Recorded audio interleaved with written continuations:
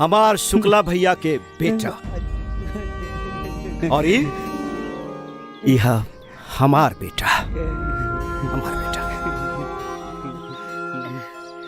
हम ई दोनों के ई गांव के शुद्ध करे खातिर भेजले बानी। रउआ सबे ई दोनों पर भरोसा करी। ई आपके साथे दोनों भाई मिलके अत्याचार से बचई हैं, ओकरा से आजाद करई हैं। का सोच रहल बानी? आई सब लोग और हमारी दोनों लइकन के कंधा से कंधा मिला के एकनी के मजबूत करी। एकरा से बढ़िया मौका ना मिली। राजा के जवाब दी।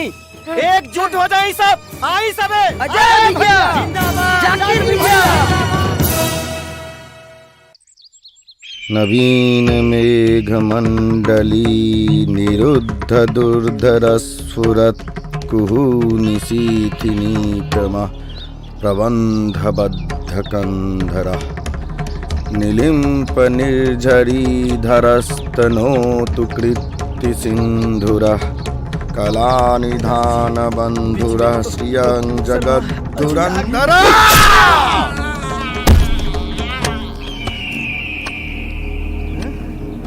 मुनीम जी। सरकार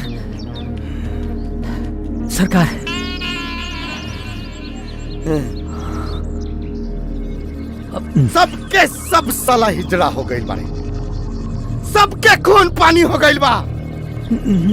लेकिन आजो हमरा बाजू में इतना ताकत बा, हम दुश्मन के सारा फौज एक साथ में खत्म कर सकता नहीं। सरकार हमनी के खिलाफ साजिश भइल बा सरकार।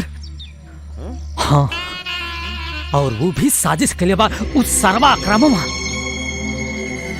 जिंदा बाऊ हरामजादा। हाँ सरकार, वही आक्रामक जौरुआ कहर से बचे खातिर उस शुक्लवा के बेटा के लेके भाग गई है सरवा। सरकार हमनी के खिलाफ वो हथियार तैयार के लिए बा। वो दो हथियार, एक हथियार अपना बेटा के रूप में और दूसरा हथियार उस शुक्लवा के बेटा के रूप में। सरकार उस सरवा दरोगा बा, वो दरोगवा ओकर बेटा है सरकार, अक्रमुआ के बेटा हो। और मास्टरवा शुक्ला के बेटा है सरकार। गजब रे गजब। तभी जब हम मास्टरवा के देखे तो हमरा जानल पहचानल सा लगे। हाँ। अब आई खेल में मजा। होली से ही कहानी शुरू भइल रहे और होली पर ही कहानी खत्म हुई। कल होली में बारात निकली, बारात अकरम्बा के घर से लाशन के बारात।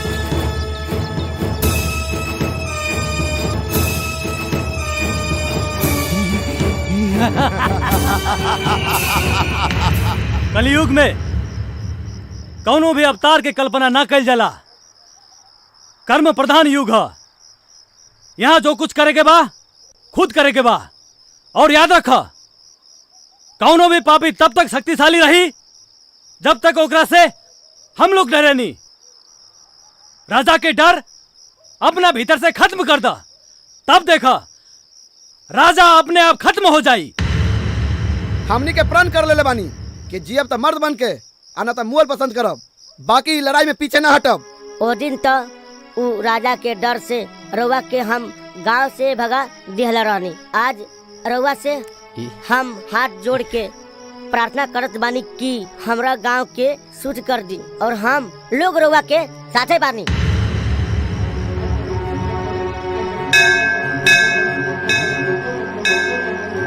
जैया राजा मर जाई गांव के भाग तर जाई। जैया राजा मर जाई, राजा मर जाई, राजा मर जाई, राजा मर जाई, गांव के भाग तर जाई। राजा मर जाई, राजा मर जाई, राजा मर जाई।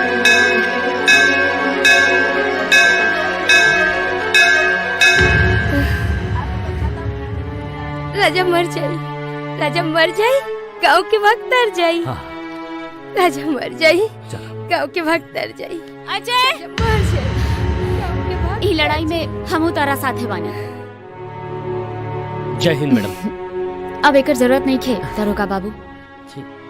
अब हम एसडीएम नहीं की, एगो आम आदमी बानी।